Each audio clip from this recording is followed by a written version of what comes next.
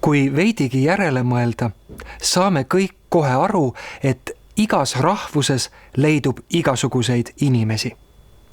Selle poolest on kõik rahvused ühtemoodi.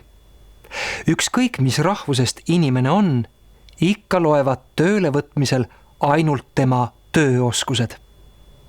Inimese võõrapärasest nimest ei tohi küll järeldada, nagu ta ei oskaks eesti keelt või ei mõistaks tööd teha. Annal on võõrapärane perekonnanimi. Vaatame, kuidas tal töövestlusel läheb. Anna on 28-aastane.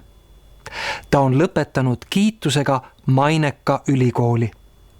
Tal on juba ka päris palju erialase töökogemust.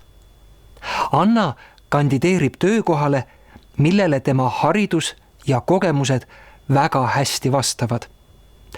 Ta saadab ettevõttele oma eluloo.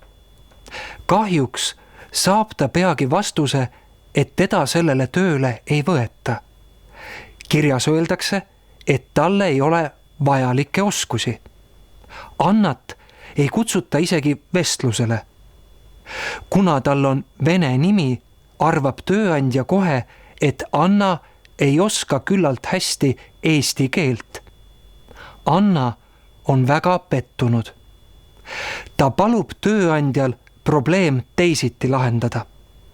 Tööandjad lepivad omavahel kokku, et tutvuvad esialgu nimetute elulugude ja motivatsioonikirjadega.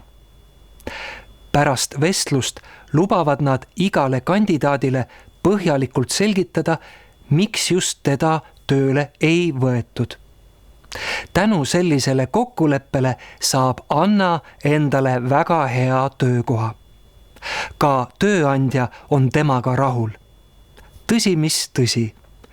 Annal pole eesti keelega vähimaidki raskusi.